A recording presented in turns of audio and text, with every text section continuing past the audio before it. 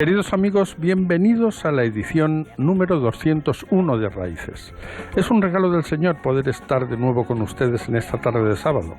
Les saludamos desde los estudios centrales de Radio María en Madrid, en un día en el que la Iglesia celebra la memoria de Santo Tomás Garnet.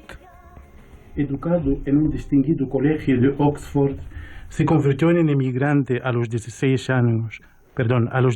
años, cuando su familia lo envió a Francia para completar su educación en el prestigioso colegio de Saint-Omer.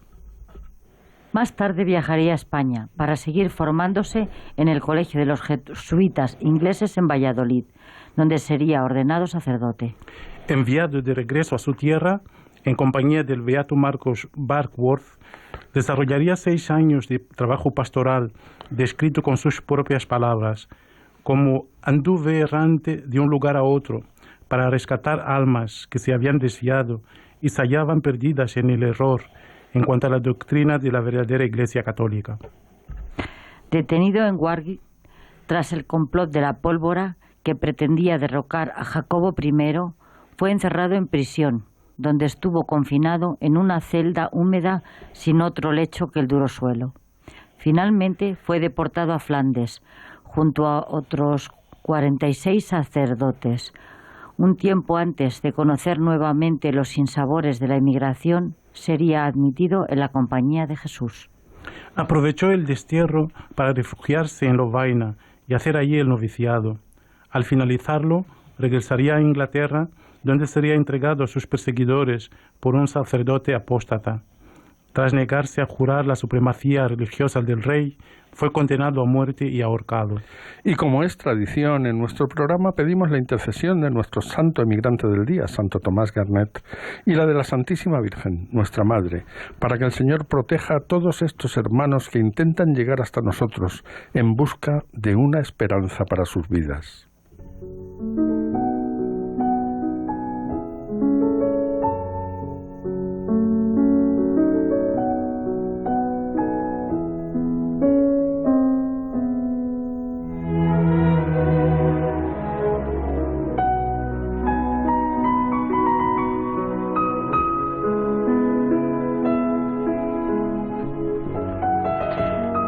Dios de misericordia, te pedimos que todos los hombres, mujeres y niños que han muerto después de haber dejado su tierra buscando una vida mejor, aunque muchos de sus tumbas no tienen nombre, para ti cada uno es conocido, amado y predilecto.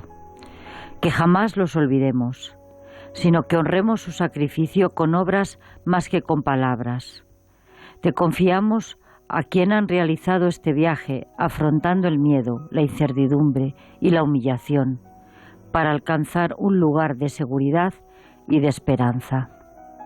Así como tú no abandonaste a tu hijo cuando José y María lo llevaron a un lugar seguro, muéstrate cercano a estos hijos tuyos a través de nuestra ternura y protección. Haz que nuestra atención hacia ellos promovamos un mundo en el que nadie se vea forzado a dejar su propia casa y todos puedan vivir en libertad, dignidad y paz. Dios de misericordia y Padre de todos, despiértanos del sopor de la indiferencia. Abre nuestros ojos a sus sufrimientos y líbranos de la insensibilidad, fruto del bienestar mundano y del encerrarnos en nosotros mismos. Ilumina a todos, a las naciones, comunidades y a cada uno de nosotros, para que nos reconozcamos como nuestros hermanos y hermanas a quien llegan a nuestras costas.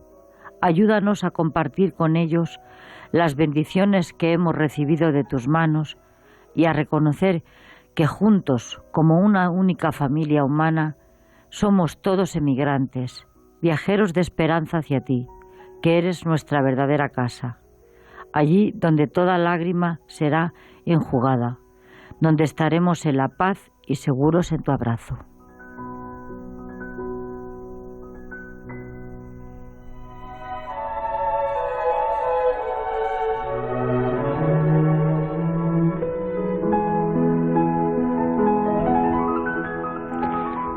Queridos amigos, iniciamos el contenido de nuestro programa con la reflexión que nos envía don Juan Antonio Menéndez, presidente de la Comisión de Migraciones de la Conferencia Episcopal y Obispo de Astorga. Qué importante es que podamos ser acompañados por un criterio inteligente a la hora de afrontar un tema tan controvertido como es la inmigración. Queridos radioyentes de Radio María, los pasados días del mes de junio hemos conocido la noticia de que los gobiernos de Italia y de Malta no aceptaron que el barco Aquarius atracara en los puertos de sus costas. Como es conocido, la negativa de los gobiernos se basaba en que los pasajeros que transportaba el barco eran 620 inmigrantes ilegales que habían partido de las costas de Libia. Este suceso ha puesto una vez más sobre la mesa la cuestión de la inmigración y particularmente de la inmigración ilegal, uno de los problemas humanitarios más graves que tiene planteada la sociedad. Poco a poco el problema se agranda y muchos gobiernos e incluso la sociedad siguen mirando para otro lado.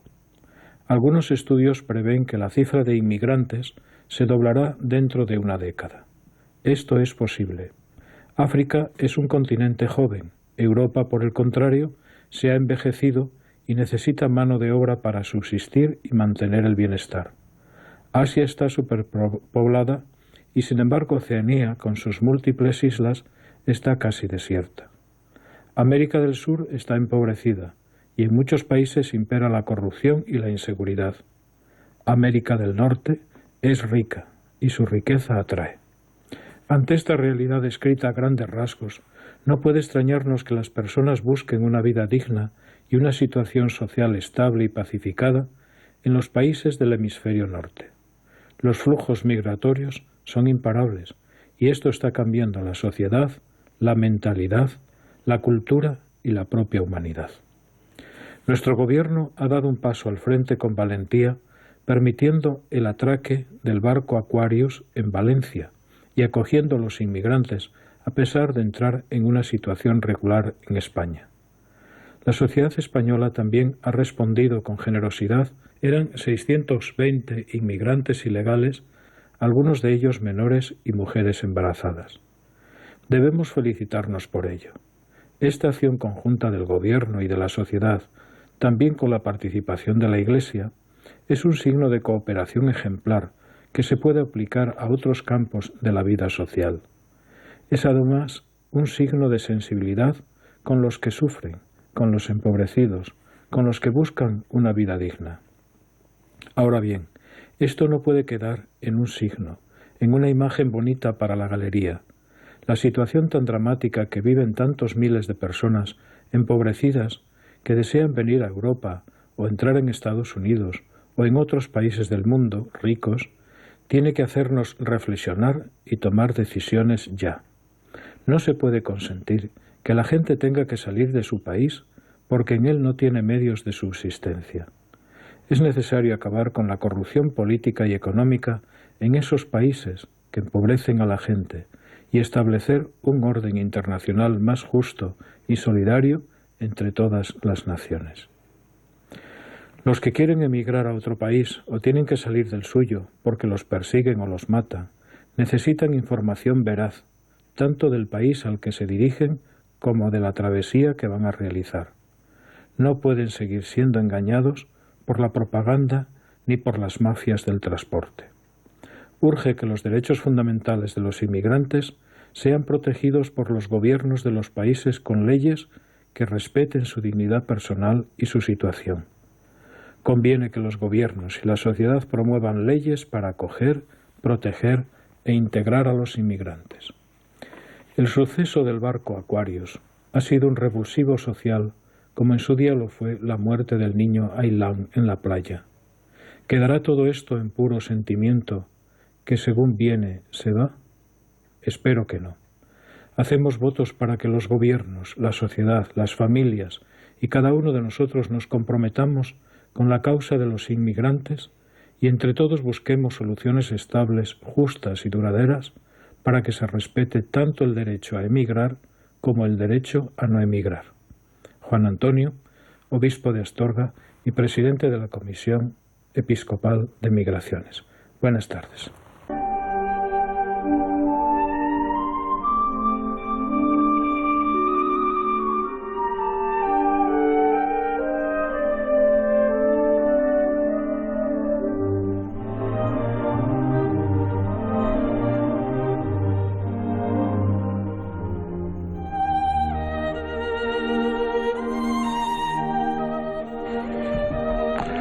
Dice el Santo Padre Francisco en su mensaje para la Jornada del Migrante y el Refugiado de 2018. El principio de la centralidad de la persona humana, expresado con firmeza por mi amado predecesor Benedicto XVI, nos obliga a anteponer siempre la seguridad personal a la nacional. Por tanto, es necesario formar adecuadamente al personal encargado de los controles de las fronteras, las condiciones de los emigrantes. Los solicitantes de asilo y los refugiados requieren que se les garantice la seguridad personal y el acceso a los servicios básicos. En nombre de la dignidad fundamental de cada persona es necesario esforzarse para preferir soluciones que sean alternativas a la detención de los que entran en el territorio nacional sin estar autorizados.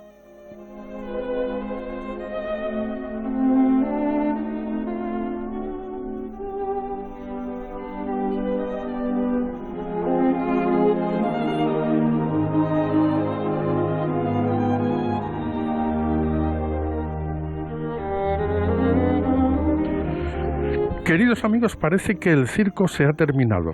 La llegada de la flotilla con los 687 migrantes al puerto de Valencia ha sido convertida en un circo mediático. Allí había de todo, más recursos que nunca, más medios de comunicación que nunca y más políticos que nunca. Simultáneamente, más del doble de hermanos llegaban hasta las costas del sur de España, hasta completar un total de 1.768 personas, que son las que han llegado hasta nuestro país a través del mar durante todo el fin de semana pasado. Sin ir más lejos, en el día de hoy han llegado ya 569 personas más. En este segundo caso, en el del sur, los recursos escasos. Más de un centenar de personas, de estos hermanos que han llegado por mar, han sido enviados en autobuses a otros destinos porque allí no había o no se sabía qué hacer con ellos.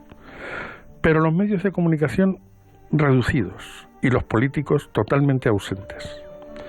Por una parte ya estamos acostumbrados a ellos, incluso a los varios muertos y más de un centenar de desaparecidos. Y por otra, no hay ningún tanto político que apuntarse. En lo que va de año, más de 10.000 hermanos han llegado a España jugándose la vida en el mar, víctimas de unas mafias que a nadie interesa eliminar. 1 de cada 29 inmigrantes que intentan llegar a Europa a través del Mediterráneo pierde la vida en el intento. En los últimos años son más de 20.000 los que se estiman que se han quedado en el fondo del mar. Pero evitar esto no genera titulares ni proporciona bazas políticas que apuntarse, como la que ha suministrado el circo que se ha montado en el puerto de Valencia. África subsahariana es uno de los grandes productores de emigrantes del planeta. Estudios como el Pew Research Center estiman que más de 1 millón de subsaharianos se han instalado legalmente en la Unión Europea y otros 400.000 en los Estados Unidos. Y no hablamos de los que se encuentran en situación irregular, sobre todo en Europa. Pero lo cierto es que el 40% de los habitantes de estos países desean emigrar a otro lugar. ¿Por qué será?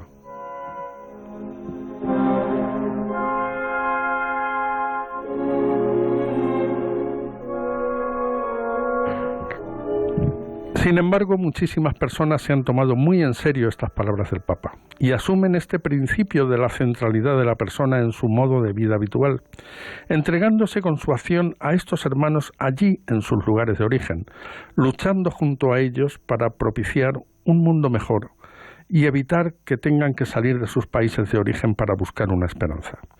Hoy tenemos con nosotros a 2 de ellas. Se trata de 2 misioneras combonianas, las hermanas María Victoria Aceves, que ha pasado 30 años en la República Centroafricana, y la hermana María del Prado Fernández, que ha estado 14 años en el Chad y 6 en el Congo. En primer lugar, muchísimas gracias a las dos por compartir este tiempo de radio con nosotros. Gracias. Gracias por invitarnos. Empezamos por la hermana María del Prado. Y antes de nada, antes de entrar en harina en vuestra experiencia misionera, ¿nos podrías hablar un poco de este carisma de las misioneras combonianas? Sí, vamos a ver, las misioneras combonianas hemos sido fundadas por Comboni, Daniel Comboni, por eso nos llamamos combonianas, en 1872. Y la idea de Comboni era lo que él dijo, salvar África con África. Él vivió en un momento donde la esclavitud en el continente era el pan nuestro de cada día, y donde él pensó que en ese momento la situación de África era lo peor que él se podía encontrar, lo peor que se vivía en el mundo, según su experiencia, ¿no? Se dedicó con cuerpo y alma, incluso cuando las situaciones no lo permitían, o sea, era una situación caótica la que existía también a nivel de la Iglesia, no estaba todo, no las tenía todas consigo, ¿no? Y bueno, luego después de muchas cosas y tal, fundó primero a los padres combonianos y luego en el 72 nos fundó a nosotras. O sea que ya habéis alcanzado la mayoría de edad. Sí, ya somos grandes, sí. Sí.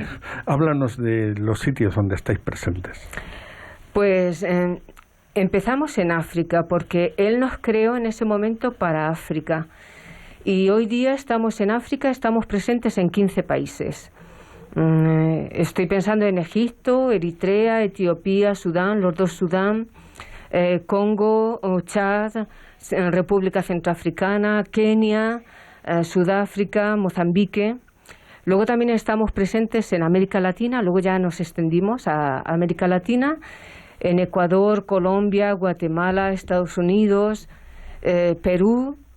Estamos también en la parte de Asia, en Palestina, Jerusalén, en Sri Lanka, en Jordania, en los Emiratos Árabes y ¿qué más? Y estamos, bueno, aquí en Europa, por supuesto, claro, en España, estamos en el Reino Unido, en Alemania, una pequeña comunidad, y en Italia y Portugal. Es impresionante, queridos oyentes, porque la hermana María del Prado, mientras relataban los nombres de los países africanos, señalaba como si estuviera viendo un mapa de África imaginario, sí. Que seguro pues es parte del ADN, lo tienen ya metido lo tienen interiorizado totalmente. Vamos a pasar entonces a hablar de estas experiencias primero en el Congo, ¿no? Y luego en el Chad. Yo primero estuve en el Chad. Primero en el Chad. Sí, perfecto. Yo llegué, la primera vez que llegué fue realmente a República Centroafricana. Estuve 6 meses allí y por la situación de guerra que se había vivido en el país, en el Chad, por la situación de guerra me pidieron que subiese al Chad. Entonces pasé al Chad allí y allí estuve 14 años. Y luego, después de 14 años, estuve un periodo por aquí, por Europa, y al volver me destinaron al Congo y lo agradecí. Estamos hablando del Chad, que es un país de lo que se denomina el Sahel, aparte que es casi todo desierto, un país, nos contabas, en guerra. Sí.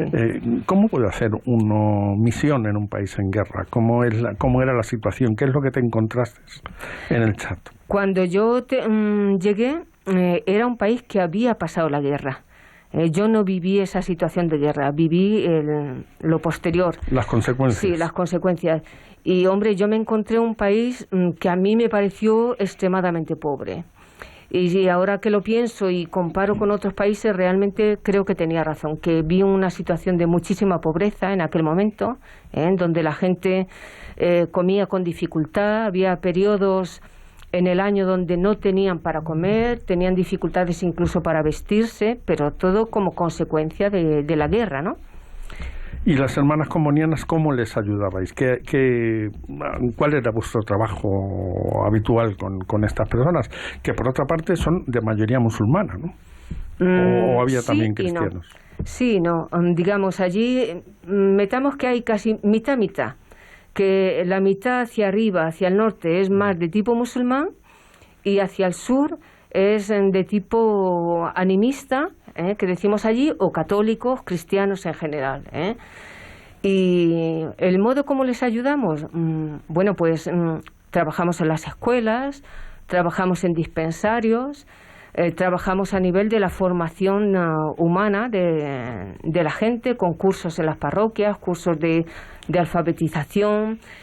Teníamos también un centro agrícola donde los catequistas venían durante 2 años, venían con las familias, se quedaban allí y se les enseñaba a trabajar el campo con métodos más modernos, con bueyes. A las mujeres se daban cursos de alfabetización, de puericultura, más o menos así. En estos países con una situación económica tan precaria y una vida tan dura, ¿cuál es el papel que juega la mujer? ¿Cómo se sostiene la mujer a la familia? ¿Cómo hace para poder alimentar a los suyos?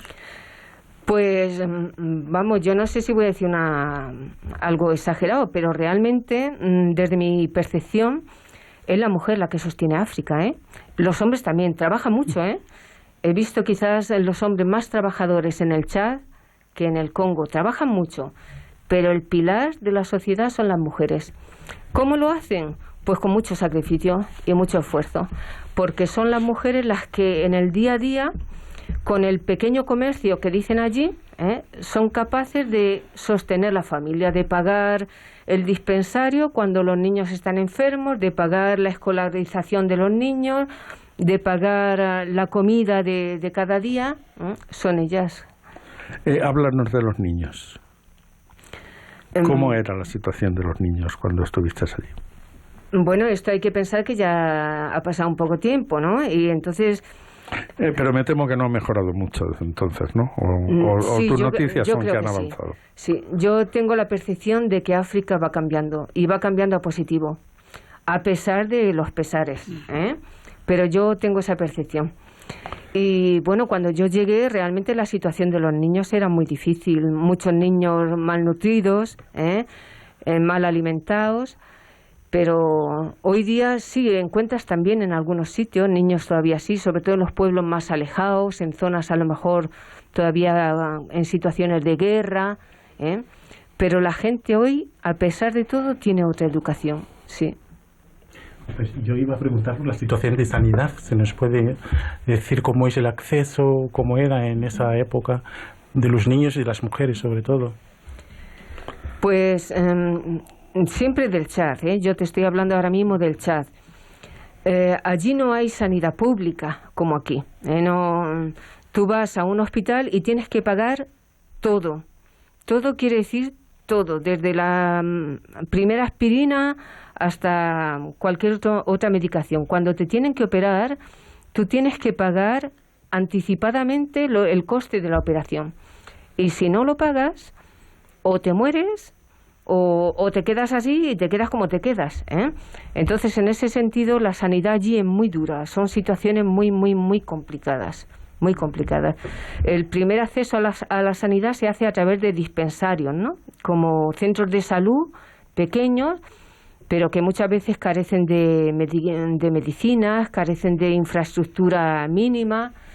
Y luego están los hospitales, que, bueno, dependiendo si están gestionados por la Iglesia o por, no digo solamente la Iglesia católica, sino también a lo mejor protestantes y así, suelen tener una cierta calidad, calidad de servicios y demás. Ahora, si pensamos ya a veces en los que están gestionados por el gobierno, bueno, pues hay de todo, hay de todo. Algunos muy buenos y otros pues regular. Yo creo que es importantísimo que los oyentes tengan una imagen de lo que realmente pasa en estos países, porque al final es como decía el obispo en el mensaje inicial, es la verdadera causa de la inmigración, ¿no? Imaginarse el acceso tan escaso a una sanidad de calidad tan baja, pues es normal que la gente tenga que salir para buscarse, defender al final su propia vida, ¿verdad? Bueno, yo no me quedaría solamente en eso de que el problema de la migración es ese tipo de pobreza. Hay una pobreza que quizás no hablamos aquí y que está ocasionada por las grandes multinacionales y por los mismos gobiernos de allí en connivencia con las multinacionales. Yo ahora mismo te hablo del Congo, por ejemplo, en la parte este del Congo, la guerra que hay allí, el desplazamiento masivo de gente, eso no tiene nada que ver con la pobreza así sencilla, es organizado por gente que se quiere quedar con las minas, o por multinacionales que gestionan terrenos inmensos para producir, ¿cómo se llama esto?, agrocombustibles o así. Claro que sí. Claro y le quitan el terreno a la gente. Entonces, eso te origina una pobreza que te obliga a emigrar, no porque tú quieres venir a Europa. Yo no creo que mucha gente quiera venir. No, se ven forzados. Aprovechamos para pasar a tu segunda experiencia en el Congo. ¿Qué es lo primero que te sorprendió del Congo con relación a después de 14 años ya en un país como el Chad? ¿Qué es lo primero que te llamó la atención al llegar allí? Bueno, muchas cosas. Una de las cosas que te impacta mucho es la belleza del Congo. Muy bonito, Yo donde estaba era plena selva y es precioso. Ahora tú no ves horizonte, ¿no? Como aquí que sales a la carretera, allí es todo verde, verde, verde, donde yo estaba. Y luego una cosa así que me impactó muchísimo, la acogida de la gente. Mucho más abierta que en Chad. En Chad veías que como que te estudiaban hasta que se abrían contigo. Había aquí, un cierto recelo de entrada, sí, ¿no? Sí. Aquí no, en el Congo la gente mucho más espontánea, mucho más accesible, sí. ¿Allí hacías el mismo tipo de trabajo que en el Chad?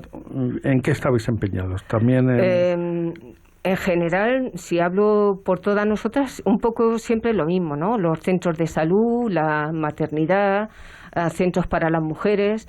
Pero yo en concreto trabajé mucho en lo que denominamos allí la animación misionera y justicia y paz. Las comisiones de justicia y paz que se crean un poco en todas las parroquias.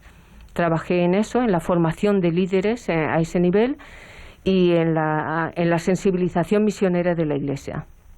Hemos hablado antes de la pobreza que muchos de estos países tienen, pero hay otros que no lo tienen, como puede ser el caso del Congo, puede ser el caso de Guinea Ecuatorial, o hay otros países que podían ser realmente prósperos y que sin embargo entra el segundo elemento, que son gobiernos corruptos, intereses de multinacionales que acaban con las esperanzas de estas personas. Háblanos de esa situación en el Congo. Antes has apuntado ligeramente de qué manera esta situación, podríamos decir, sociopolítica de intereses en torno a la minería va acabando con las expectativas que una familia de base congoleña pueda tener para poder educar a sus hijos y afrontar el futuro con cierta tranquilidad. Mira, en la zona donde nosotras estábamos, muy cerca, no justamente allí, en la zona que se llama del Kivu, de los Grandes Lagos, que es lo que más se oye, allí en el tiempo que yo he estado, se calculaba, porque todo era así, se calculaba que había más de 25 grupos rebeldes, diferentes. ¿Quiénes eran? No los conocía nadie. Había alguno más conocido como el M23 o el LRA, pero grupos armados. Entonces, estos grupos tienen muchas armas y están defendiendo intereses de multinacionales concretas que han llegado, que quieren explotar las minas, porque allí hay minas de uranio, minas de oro, minas de diamantes, minas de coltán, hay muchísimo.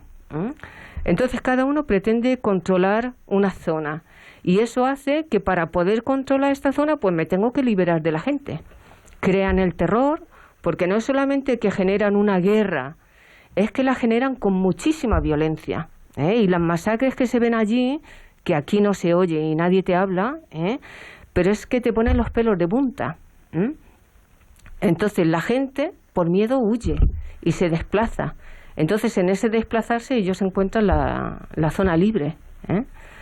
pero la gente se ve obligada, no porque quiera. Muchas de estas personas están Sí. huyendo de una muerte segura, Seguro. en caso de que sigan en Sí. la zona donde han nacido, ¿no? Sí, donde sí. han venido al mundo. ¿Has tenido oportunidad de ver ese caso también estremecedor del reclutamiento de niños para que hagan de soldados de estos grupos violentos?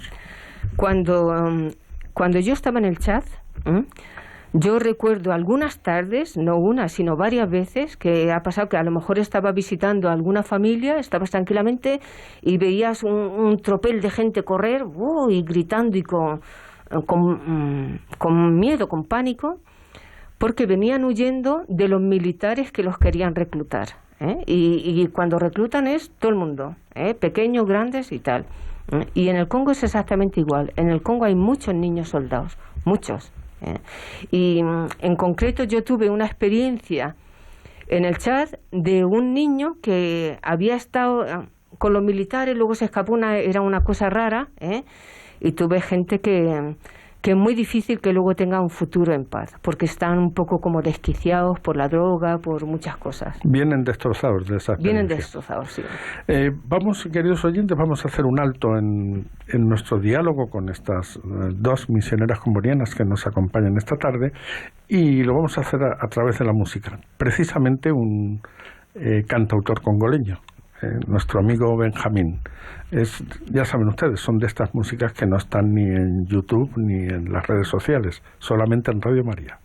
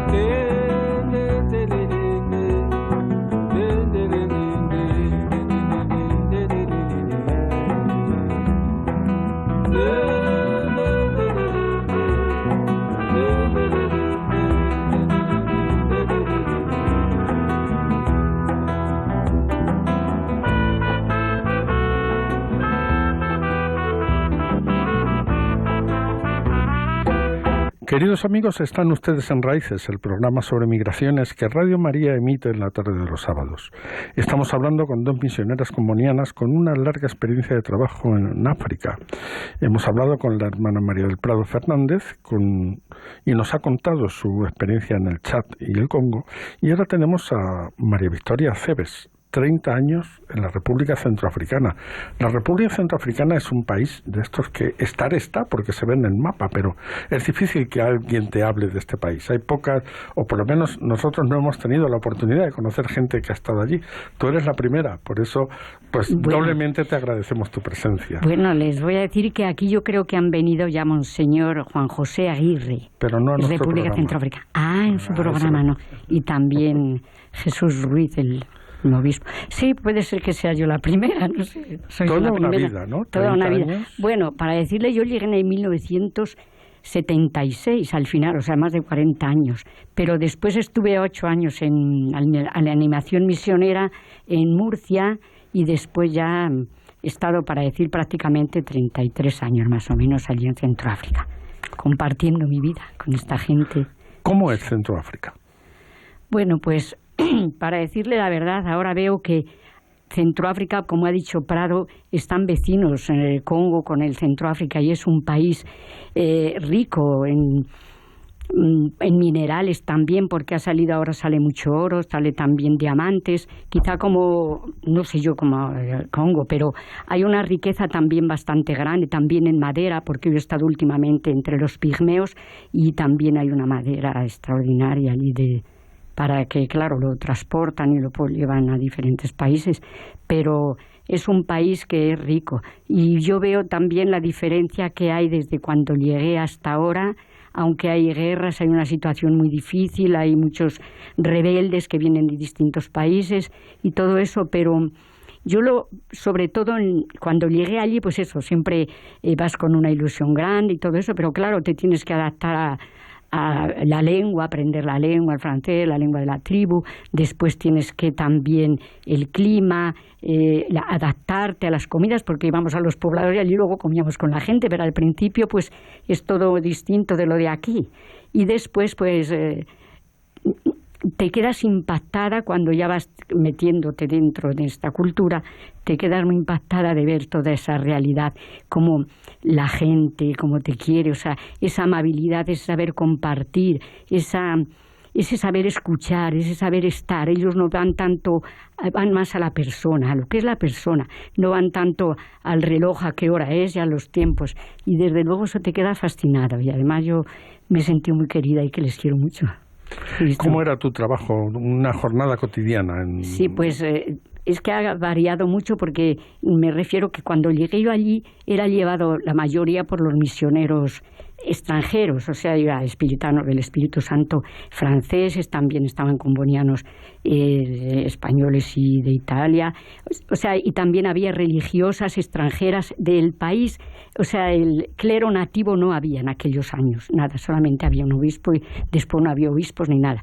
Y entonces, claro, la realidad era muy distinta, eran como protagonistas, éramos protagonistas los de fuera, porque si había maestras para enseñar y todo eso, y en la educación, también en la sanidad, todo esto era llevado más como responsables los extranjeros.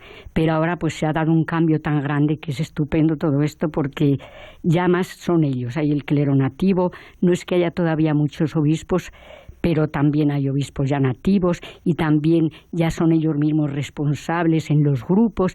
Entonces ahora ya la experiencia, antes era más llevar esos grupos y también las escuelas y todo eso, pero ahora es más es distinto, porque ahora son ellos mismos. Nosotros vamos a acompañarlos, a estar con ellos, a vivir la vida con ellos, pero la realidad ha cambiado ya mucho. De alguna manera, lo que pretendía don Daniele Comboni se está cumpliendo, eso, ¿no? Salvar África con África. África empieza a implicarse en África, ¿no? A lo largo de todos estos años nos decías que ha cambiado mucho, pero ¿la persona sigue siendo la misma?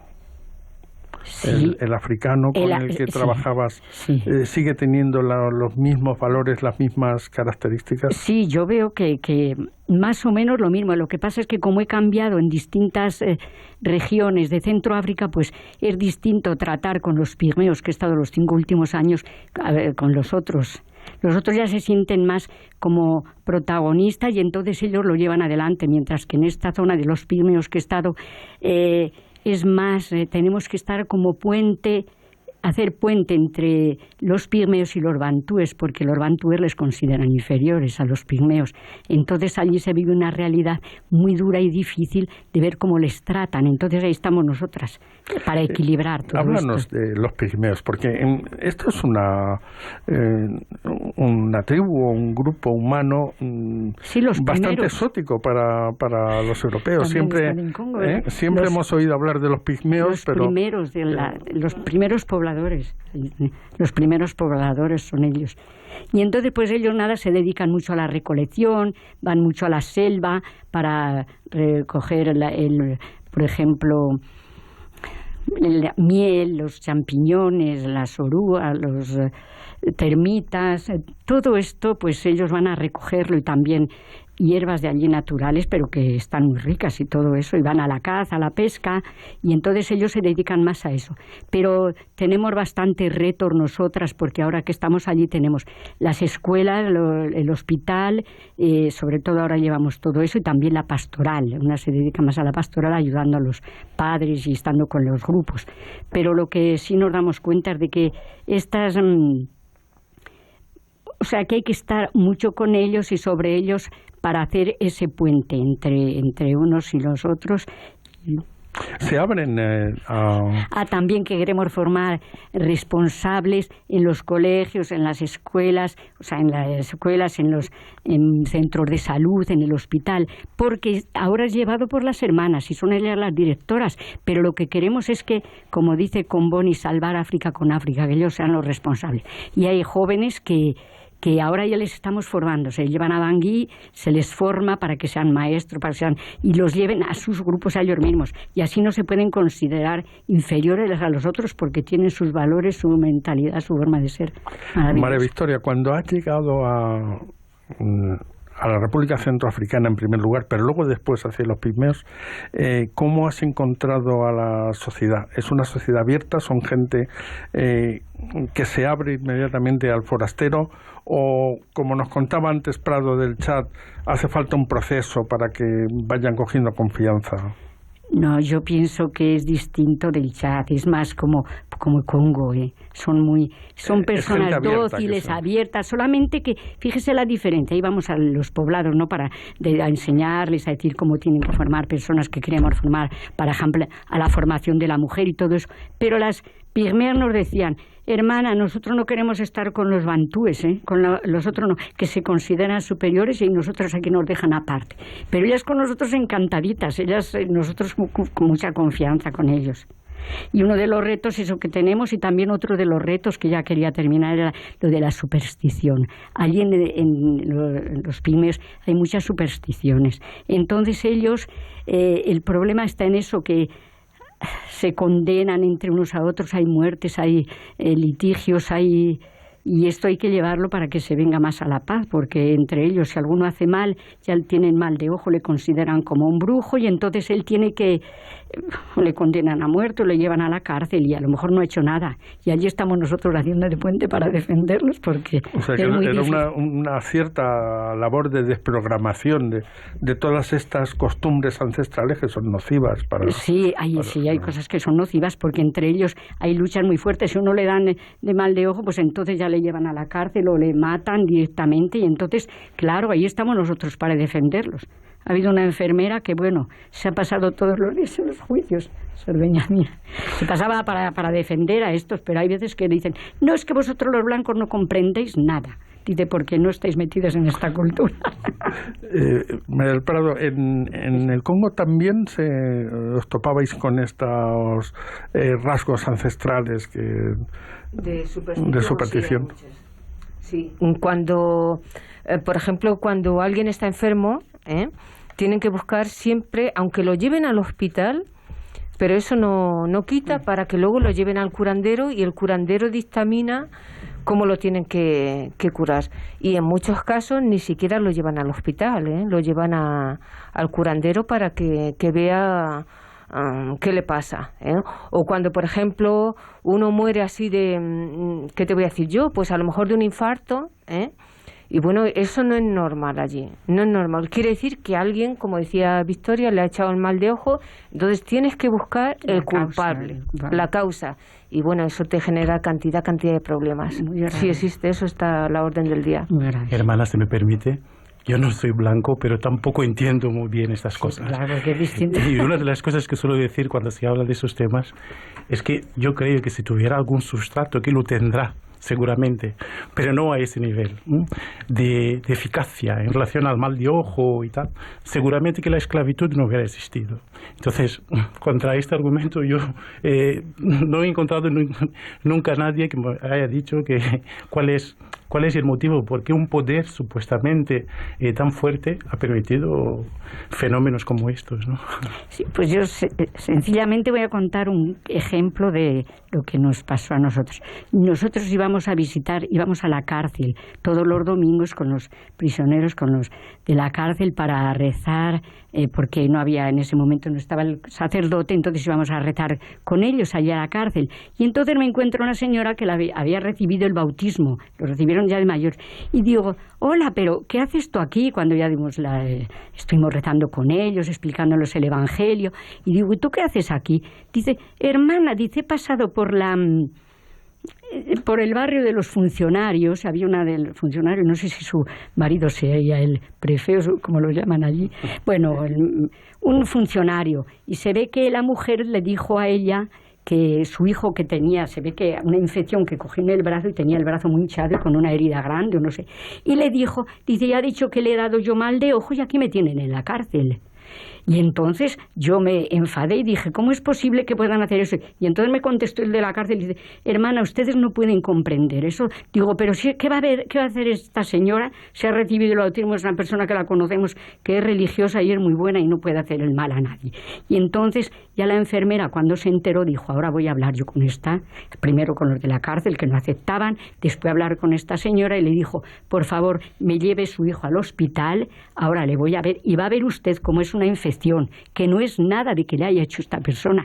Dice, no, porque me ha hecho mal, que pasó por ahí, que no, que hay una motivación y tal, y tal. Bueno, total que lleva al niño y a los 4 días o no sé cuánto, pero estaba curado perfectamente, jugaba el niño de maravilla. Entonces a la señora la sacaron de la cárcel. ¿Pero por qué? Porque estábamos allí nosotros interviniendo, o el párroco y todo eso, siempre intentamos hacer algo, el bien por estas personas. Si no, se quedaba allí. Es que no la juzgan tiempo y años.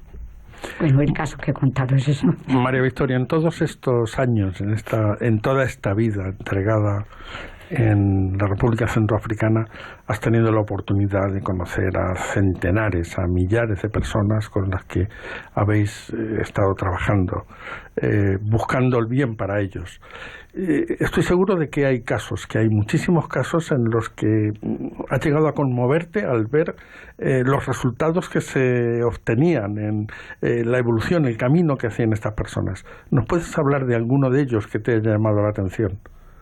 Bueno, uno sencillo es cuando íbamos a los poblados, la hermana y yo, porque pasábamos casi 8 días, ¿no? Íbamos a un poblado, después volvíamos a otro poblado, y esto era sencillamente que cuando dábamos clase, sobre todo la formación de la mujer, ¿no? De las mujeres, las chicas jóvenes que venían por las tardes, porque hacíamos de todo un poco, ¿no? Y entonces les dijimos a las mujeres que lo importante que es su dignidad como personas, que tenían que con sus maridos discutir y hablar, que no se podrían considerar inferiores, pues que eso ha pasado aquí. Si todo lo que ha habido allí de cosas, eso también ha habido aquí en nuestro país. No es que se va a hacer diferencias, pero eso existía en ese momento. Entonces les hablamos de esto, y por la noche, cuando nos sentábamos un poco al fresco, que venían allí donde estábamos, en la cabaña que estábamos, venían a hacer danzas y a estar con con nosotros y las personas. Y llegan los señores y nos preguntan, nos dicen, oye, ¿qué habéis dicho a nuestros maridos? Dice que, o a nuestras mujeres, ¿qué les habéis contado a nuestras mujeres? Que se han puesto como gallitos, ahora quieren ellas mandar. Y la otra hermana y yo dijimos, ahí os esperamos nosotros, aquí os esperamos, que estéis aquí. Lo pasamos fenomenal diciéndoles que la igualdad, bueno, les hicimos comprender un poquito que tenían que venir a los grupos con sus mujeres. Bueno, otra anécdota era esa. Perfecto, hermana. Yo quería preguntarle, entre lo que esperaba cuando se marchó allá, hace 30, 40 años, sí, y lo que realmente ha encontrado, ¿es lo que realmente esperaba? ¿Nos puede comentar algo más sobre esa experiencia con, pues en África? ¿Le ha supuesto algo que nos pueda compartir para su vida personal? Sí, yo he tenido una relación maravillosa con la gente. Para mí me ha enriquecido muchísimo, me ha hecho confrontar a mí misma y enriquecerme mucho. Y desde luego... O sea, uno cuando sale con una expectativa, no puede evitarlo. O sea, la cuestión es, ¿esa expectativa se ha cumplido o ha sido mucho más que un cumplimiento? Sí, ha sido una experiencia extraordinaria con la gente porque sabes que te quieren, sobre todo la gente sencilla. Luego ya están funcionarios. Yo últimamente he tenido que estar 3 meses allí encerrada porque estaban los rebeldes y no nos dejaban salir. He tenido experiencias difíciles y muy duras, pero eso no quita que la gente sencilla con la que compartíamos en los poblados, que he ido tantas veces, era extraordinario. Yo he vivido feliz y contenta, o sea, no lo cambiaría por nada, mi experiencia, ni la vocación que tengo, ni el Señor que me ha dado esta vocación. Si me permites, sí, es claro. que realmente yo creo que lo que hoy somos, nosotras como combonianas, lo somos porque hemos estado en África. Si no hubiéramos estado allí, bueno, seríamos de otra manera, a lo mejor seríamos más mojigatas, más yo qué sé, pero el hecho de estar allí nos ha hecho mucho más lanzadas para muchas cosas, más abiertas, más, digamos, multiculturales, porque es que estás obligada a aprender muchas lenguas también, sí. Entonces, eso te abre el espíritu de otro modo, unos horizontes grandes y entonces parece que eres de todo el mundo, de toda la humanidad y que no haces diferencias, es maravilloso, desde luego. Quiero comentar algo antes de que nos vayamos, porque antes has preguntado por experiencias interesantes. Yo quiero contar una, porque fue una de las que más me ha impactado ahora últimamente en el Congo. Allí, cuando la mujer se queda viuda, en la zona donde yo estaba, cuando la mujer se queda viuda, entonces la familia del marido viene y le quita todo. Le quita la casa, le quita la ropa, le quita los niños, las cacerolas, todo. Y la mujer se queda literalmente en la calle. Yo conocí a muchas, he tratado muchas, hemos hablado muchísimo en reuniones y tal, pero una de ellas, varias, pero una, la mamá Cristina Cambonese, era espectacular. Ella, después de enviudar, se quedó 14 años con la familia del marido, con su hija y tal. Después de 14 años, vinieron la familia del marido y la dejó literalmente en la calle. Le quitaron la niña, le quitaron todo. Lo que esta mujer ha luchado por recuperar a su hija, por su dignidad, yo creo que es la lucha de muchísimas mujeres allí. Eso también, sí. Y esto quiero que quede constancia, que las mujeres son grandes luchadoras. Me gustaría preguntaros, ¿habéis pasado miedo alguna vez? Sí. Cuando pasan, pum, pum, y tirar tiros. Cuando yo no he vivido la guerra como a lo mejor María Victoria, pero situaciones de peligro y de oír tiros y de oír cañonazos, muchos. Y cuando vienes aquí y oyes los fuegos artificiales, los primeros tiempos te pones enferma, porque te recuerda aquello. María Victoria Cebes y María del Prado Fernández, muchísimas gracias por el bellísimo testimonio de una vida cumplida al servicio de los más necesitados. Muchísimas gracias por acompañarnos. Y de despedida os queremos hacer un regalo, una nueva canción de un cantante congoleño. Muchas gracias. Gracias,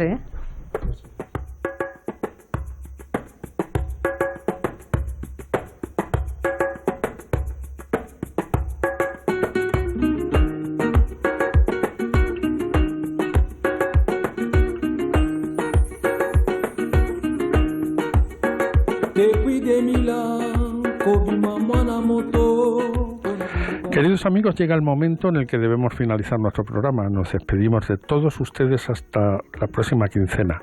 Le pedimos a nuestro santo emigrante del día, Santo Tomás Garnet, y a la Santísima Virgen, nuestra Madre, la Señora de esta casa, que les cuide y proteja durante los